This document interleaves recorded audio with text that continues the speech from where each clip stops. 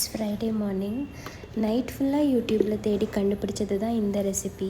இதுக்கு பேர் வந்து லாக்கி பராட்டா, அதாவது சுரக்காய் போட்டு பண்ணுற சப்பாத்தி.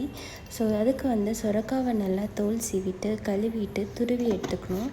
அது கூட மாவு, chilli powder, salt, turmeric powder, வேணும்னா கசூரி மெத்தி கூட சேர்த்து நல்லா கெட்டியாகவும் இல்லாமல் கெட்டியாகவும் இல்லாமல் சாஃப்டாகவும் இல்லாமல் பிசைஞ்சு வச்சுட்டேன். லஞ்சுக்கு மார்னிங்க்கு தோசை ஊற்றிக்கலான்னு சொல்லிவிட்டு 2 தோசை போட்டுட்டேன். அந்த தோசைக்கு நைட்டு செஞ்ச ஆலு பரோட்டாவோட ஸ்டஃபிங்ஸ் மிச்சம் இருந்துச்சு.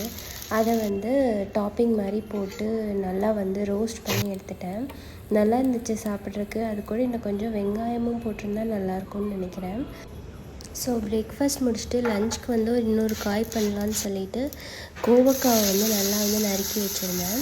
அதை வெறும் ஜீரகம் மட்டும் போட்டு எண்ணெயும் போட்டு நல்லா சாட்டே பண்ணி கூட சில்லி பவுடரும் சால்ட்டும் போட்டு மூடி வச்சுட்டேன். ஆஃப்டர்நூன் சப்பாத்தி தேய்க்கும் போது லைட்டாக பிஞ்சு போய்டும்னு நினச்சேன். பட் ஆனால் நல்லா தேய்க்கும் போது நல்லா ஸ்ட்ரெச்சியாக வந்துச்சு. க்ளூட்டன் நல்லா டெவலப் ஆகிடுச்சு. கொஞ்சம் கூட காய் போட்டதுக்கான அறிகுறியே தெரியல.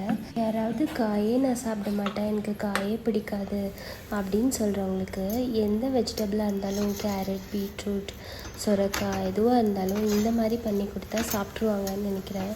ஏன்னா இது இருக்கிறதே தெரியாது. இன்னொரு vlogல பார்க்கலாம். பாய்.